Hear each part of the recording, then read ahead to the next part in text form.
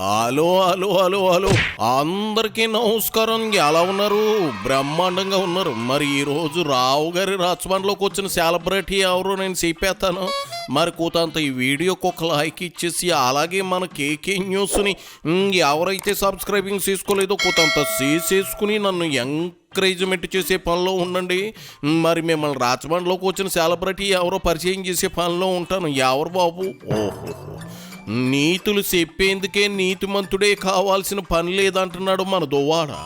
ఈతగాడు ఆయన దువ్వెన మాధురి లేకపోతే అడుగు తీసి అడుగు పెట్టలేడనే టాక్ ఉండేది. కానీ ఇప్పుడు ధర్మాన ప్రసాదరావుని తిడతాంటూ బయలుదేరాడు. మాజీ రెవెన్యూ మినిస్టర్ ధర్మాన ప్రసాదరావు మీద ఈయన ఎందుకు కత్తి కట్టాడయ్యా అని కనుక్కుంటే మా నోడిని పార్టీ నుండి సస్పెండ్ చేయించింది సదరు ధర్మానేనట. అది మా నోడు ఆకసు. సరే ఆటి లేట్ చేయకుండా దువ్వాడి సుభాషితాలు ఏందవరండి. ఇదిగో దువ్వాడా, ఏంది కదా? అందరికీ నమస్కారం.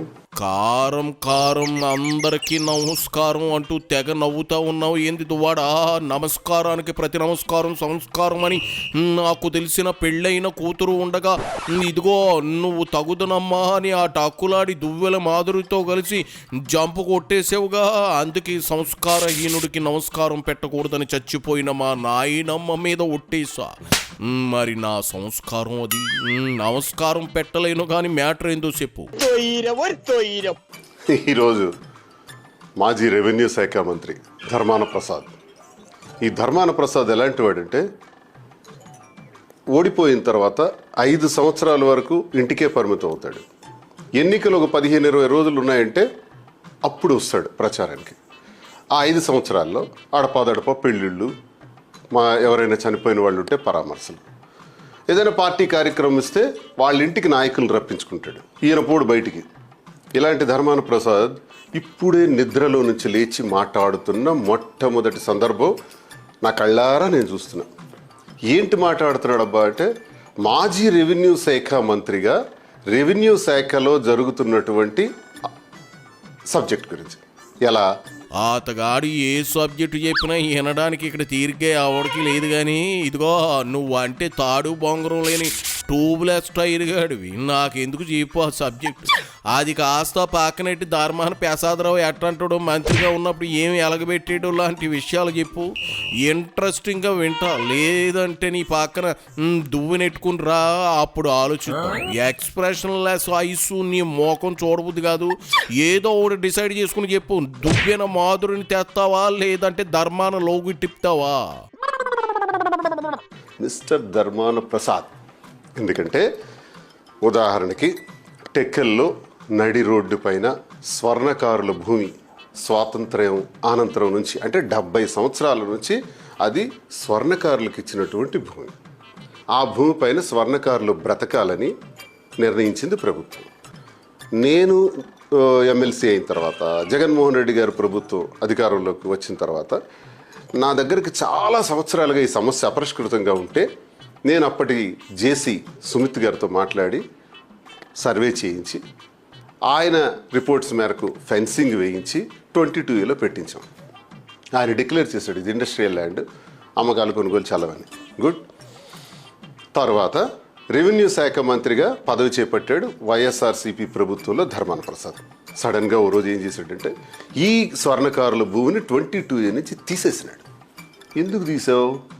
ఎందుకు తీశాడంటే ఈ స్వర్ణకారుల భూమి ఈరోజు టెక్కల్లో 70 కోట్ల విలువైంది. ఈ భూ కబ్జా చేశాడు. కొంతమంది పేర్లు, బినామీ పేర్లు వాడుకుంటూ వాళ్ళ పేరుతో ఈయన కబ్జా చేశాడు. దొంగల పడ్డ 6 నెలలకి కుక్కలు మురిగేయట. విన్నావా ఈ సామెత? మరి 5 ఏళ్ల పాటు మంత్రి పదవిని అడ్డుమెట్టేసుకుని యాదవ పని చేసిన ధర్మాన బెదర్స్ ముఖ్యంగా ప్రసాదరావు గురించి పచ్చినిజాలు బయటెట్టడానికి 18 నెలల సమయం పట్టిందా నీకు? ఎమ్మెల్సీగా ఉన్నప్పుడు ఏం బీకావు? జగనయంలో ఏం చేసావు? దివ్యల మాధురితో దివ్యాంగ రీల్స్ చేసుకోవడానికి సమయం సరిపోలేదా ఏంది?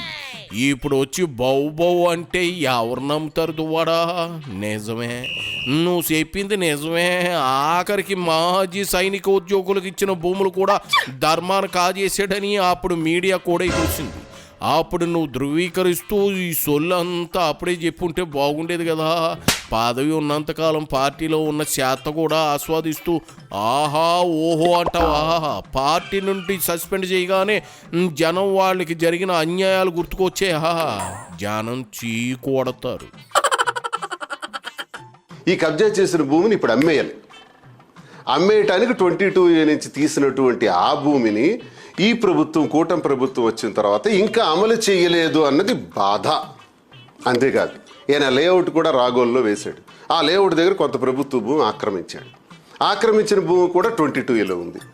అది కూడా 22A నుంచి తీసేయడానికి ప్రయత్నాలు చేశాడు. అది కూడా అమలు జరగట్లేదు. అంటే వైజాగ్లో ఉండే 70 ఎకరాలు, ఇది మనకు తెలిసినవి. తెలియనివి చాలా ఉన్నాయి, అవి కూడా తీస్తున్నాను. ఆ రిపోర్ట్స్ కూడా వస్తాయి త్వరలో. అవి కూడా ఎవిడెన్సెస్తో సహా పెడతాను. అలాగే రాగోల్లో ఆక్రమించినటువంటి భూమి, టెక్కల్లో భూమి. ఈ టెక్కల్లో ఉన్నటువంటి ఈ భూమి పైన ఇప్పుడు వ్యవసాయ శాఖ మంత్రి అచ్చెన్నాయుడు ఏమన్నాడంటే, ఈ భూమిపై ఏదైతే ఇప్పుడు ఈ భూమి పైట కాంపౌండ్ వాల్స్ కట్టేసి ఆక్రమించారో, నేను అధికారంలోకి వచ్చిన తర్వాత తాజ్మహల్ కట్టినా కొట్టి పడేసి ప్రభుత్వ ఆఫీసులు కడతానని అచ్చెన్నాయుడు మాట ఇచ్చాడు. చెప్పి 18 నెలలు ఇంచుమించు అవుతుంది. ఇప్పుడు అచ్చెన్నాయుడు ఆ సబ్జెక్ట్ మాట్లాడట్లా. ఎందుకు మాట్లాడట్లేదో తెలుసా? కేడీ బ్రదర్స్ రిలేషన్. ఈ రిలేషన్ వల్ల ఇప్పుడు అచ్చెన్నాయుడు మాట్లాడు. అంటే వీళ్ళిద్దరూ కలిపి కబ్జా చేసేయటానికి చూస్తున్నారు. 70 కోట్లు నేను చెప్పిన పాత లెక్కలు. ఇప్పుడైతే 100 కోట్లు ఉంటుంది ఆస్తి విలువ. కేడీ బ్రదర్స్గా అంటే కింజరపు ధర్మాన బ్రదర్స్ అనా? ఆ లెక్కన నువ్వు మాధురి ఏంటి డీడీ లవర్సా? దువ్వాడ దివ్యల కొలాబిరేషనా? ఇదిగో నువ్వు ఒకడివి అని స్టేజ్లో లేవు దువ్వాడా. బాగున్నప్పుడు గోపలు చెప్పి ఓడిపోయిగా లొసుగులు తీస్తే జానం నమ్మరు సరి కదా. అప్పుడు ఎందుకు చేపలేదని నిలదీస్తారు. ఇక్కడ 2 కోణాలు ఉంటాయి. ఒకవైపు ధర్మాన ఏదో ఆశించి అదేదో జీవో ఎత్తివేయాలని ప్లాన్ చేస్తున్నా కూటమి ప్రభుత్వం అందుకు తలొగ్గడం లేదు అని నీ నోటితోనే చెబుతున్నావు. మరోవైపు అచ్చెన్న ధర్మన్న ఇద్దరు తోడు దొంగలనే స్టేట్మెంట్ నువ్వు ఇస్తా ఉన్నావు. ఏది నిజం? ఇదైతే అది కాకూడదు, అదైతే ఇది కాకూడదు. నిజంగా అది ఇది జరిగితే నువ్వు మాట్లాడకూడదు. ఎంతకీ అది ఇది సంగతి ఏంది అర్థం కాలేదా? దువ్వెన రాజా నాతో పెట్టుకుంటే అంతే ఉంటదిలే. ఇంత ఆస్తిని కబ్జా చేయటానికి 22Aలో పెట్టేయటం వల్ల ప్రజలు గగ్గోలు పెడుతున్నారంట. ప్రజలు కాదు, ప్రసాద్ గగ్గోలు పెడుతున్నాడు. ఓకే, మరి 22A నుంచి తీసేయటం వల్ల మరి స్వర్ణకారులు గగ్గోలు పెడుతున్నారు కదా, వాళ్ళ ఆర్తనాదాలు నీకు వినిపించట్లేదా? నీ కబ్జావే నీకు కావాలా? ఈరోజు అమాంతంగా లేచిపోయి ఆవురావురు అంటున్నాడు న్యాయం, ధర్మం, రెవెన్యూ శాఖ అని.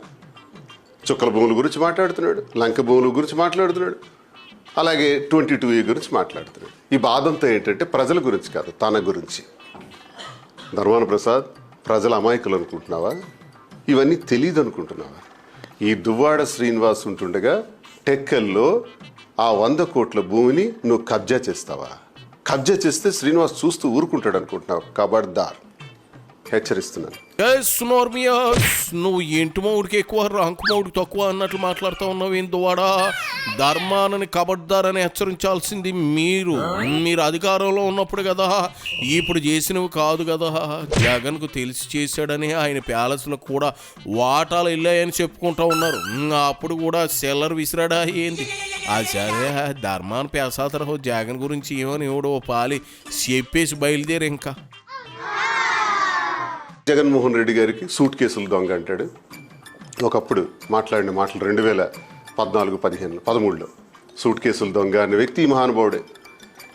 వైఎస్ఆర్ కాంగ్రెస్ పార్టీ ఒక కోళ్ల ఫారం లాంటిది, ఆ యజమానే కోళ్లు తినేస్తాడు, జగన్ అలాంటి వాడని చెప్పినవాడు ఈ ధర్మాన ప్రసాదే. కోళ్ల పారమైనా గొర్రెల పారమైనా నిజానికి నీ తినేసింది జగనే అనేది ధర్మాన ఉద్దేశం. కారస్ట్గానే చెప్పాడు కదా, ఇందులో ఇసువంతైనా ఎవరికి ఆక్షేపణ అనేది ఉండదు. సూట్ కేసులు దొంగ అన్న కోళ్ళ ఫారంలో దొంగ కోళ్ళు పట్టుకున్నాడని వాడన్నా పోయేదేమీ లేదు. వాడా ఆల్రెడీ పదవి పోయింది కదా, లైట్ తీసుకో. అవతల భరణి బిగ్ బాస్ హౌస్ నుంచి బయటకు వచ్చాడట. మీ మాధురి బిగ్ బాస్ షోలో ఆ భరణి అంటే తెగ ఈదయ్యి మెలికలు తిరిగిందట. అతగాడేమో మళ్ళీ హౌస్ నుంచి బయటకు వచ్చాడు. ఓ కన్నేసి ఉంచు, అసలే రోజులు బాగలేదు. అందున అక్కడ ఉంది మంచి పదునైన దువ్వెన కదా, ఆలోచించుకో. ఎల్లిరా దువ్వాడా, ఎల్లిరా. నీ కష్టాల పగవుడు కూడా రాకూడదు. కాపలాకి సగం జీవితం సంకనాకి పోయేలాగా ఉంది. ఏం చేస్తాం? ఐ పిటి వెళ్ళిరా. అయిపోయి